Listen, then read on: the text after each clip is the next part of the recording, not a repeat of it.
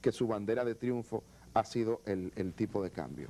Bueno, yo digo lo que viene es un aumento de la tasa de interés y yo comienzo desde ahora a ajustar, sobre todo porque he tenido 2 años consecutivos con tasas muy bajas, tengo muchos préstamos, sobre todo préstamos de consumo, con carteras que pueden tener cualquier problema. Entonces, me adelanto con un aumento de la tasa de interés. Ok, de la tasa de interés activa, pero la tasa de interés pasiva todavía es mucho más baja, lo que quiere decir que tus costos de intermediación, en este caso los costos del dinero, de la captación de dinero, son también bajos. Entonces, aun cuando tú tengas tasas relativamente bajas de préstamo, tú tienes tasas también relativamente bajas, mucho más bajas de captación. Sí, pero aquí hay un elemento. Cuando tú comparas, por ejemplo, las tasas que prevalecen a nivel internacional con las tasas locales, corregida por riesgo, la tasa de aquí están bien todavía.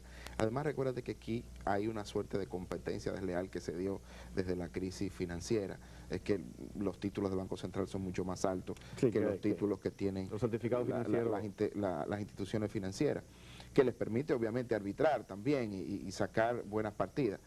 Pero también el costo operativo a nivel financiero y de todas las empresas ha aumentado. Sí, pero está bien. No, es ahí donde voy. Es ahí donde voy. Yo he hecho unos análisis y la estimación es que los costos operativos no han aumentado tanto en los intermediarios financieros. Lo que sí han aumentado, ¿tú sabes qué es?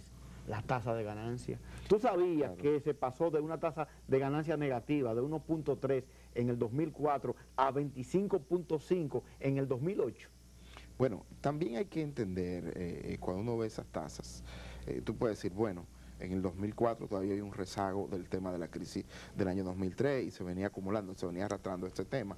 En el año 2008 también, digamos, hubo una expansión a través de la demanda interna patrocinada por el gobierno. Recuerda que hubo una crisis internacional, era un año electoral y el sector financiero pues colocó muchos créditos al gobierno. Pero fíjate algo, y uno tiene que tratar de ver desde ese punto de vista. No solo las empresas financieras, pero sobre todo ellas han tenido que invertir en un ítem que hace mucho tiempo no era relevante en su costo operativo, que es en el tema de la seguridad.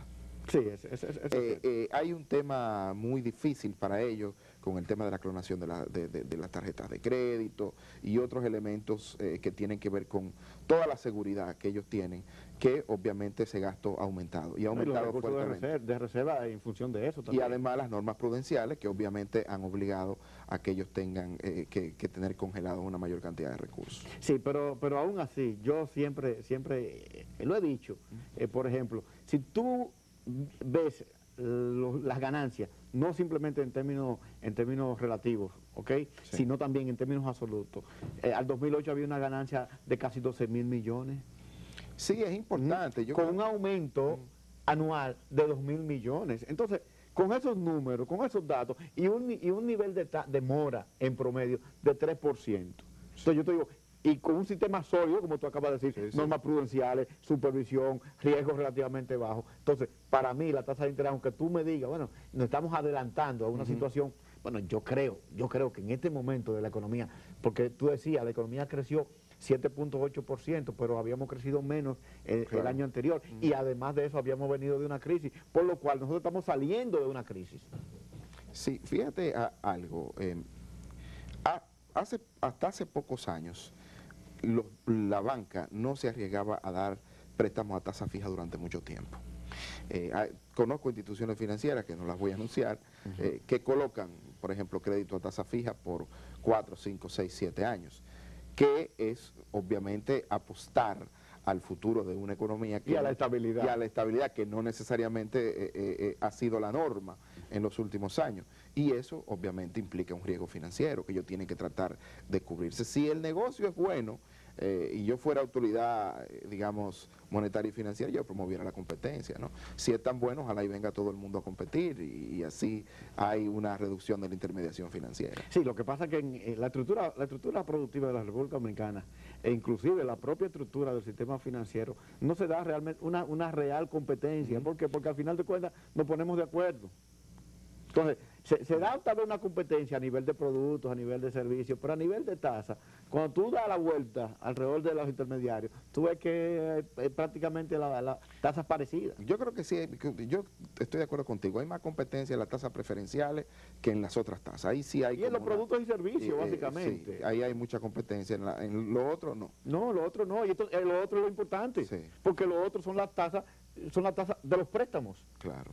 Por ejemplo, yo te digo a ti, ahora con los préstamos hipotecarios, suponte los préstamos a la pequeña y mediana empresa, los préstamos comerciales, un aumento de 2%, 2 puntos porcentuales en una tasa, estamos hablando, implicando cantidades enormes de aumento en términos de los montos que tú tienes que pagar por los préstamos hipotecarios.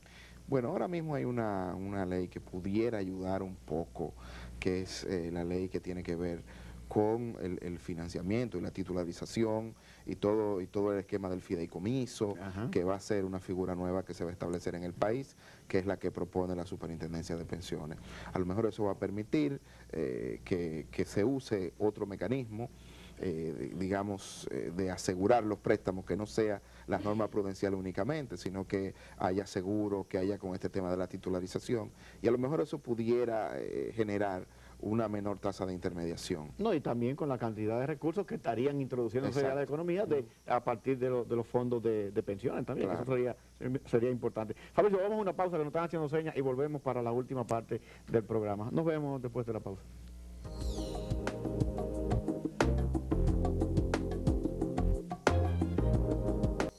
Gracias por continuar con nosotros en Visión Empresarial. Sabe que estamos conversando en este debate de la semana con el economista Fabricio Gómez Mazara, quien también fue director de la Escuela de Economía del INTEC.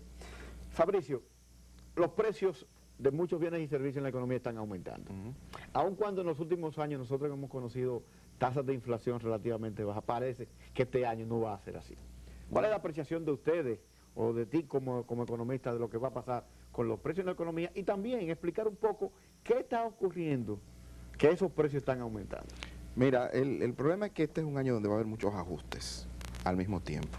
Digamos, el déficit gemelo del año pasado va a significar, como bien está claramente establecido en el presupuesto, aumento de impuestos, por un lado, por otro lado, aumento de la tarifa de la energía eléctrica, ¿no?, para reducir el déficit eléctrico y, de alguna u otra forma, enfriar un poquito la economía, y eso lo está haciendo el Banco Central vía la tasa de interés.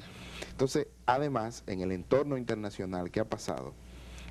Producto del rescate de las instituciones financieras, los bancos centrales de Europa y de Estados Unidos, o el Banco Central Europeo y estadounidense, ha tenido que emitir muchos recursos, muchos euros y muchos dólares, y eso ha impactado en la devaluación de ambas monedas. Pero los inversionistas tienen muchos recursos en la mano.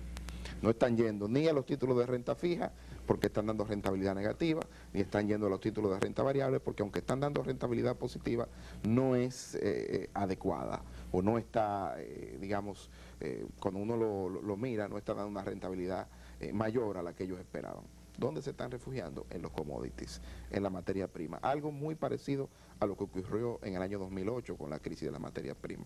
Entonces, petróleo, todo lo que tiene que ver con la soya, el azúcar, trigo, el café, el cacao, el trigo que es un elemento fundamental, el arroz, ahí ha comenzado a aumentar de precio. Eso es una inflación mundial, y esa inflación mundial la vamos a incorporar a los precios internos cuando importemos esos productos. Ya se está dando. Pero tú también tienes ahí que el presupuesto del 2011 está hecho en base a una tasa de cambio más alta. Sí, pero cometieron un error, y fue que el precio del petróleo lo pusieron en $80. Obviamente nadie pensaba hace 2 o 3 meses que el petróleo se iba a disparar como se está disparando. Pero es normal que en esta época se dispare por el aumento del consumo en esos países fríos. Sí, pero una diferencia está por encima de los $90 y se espera que podrá llegar hasta los 100. Sobre todo, tú hablas un tema importante, el invierno en el hemisferio norte.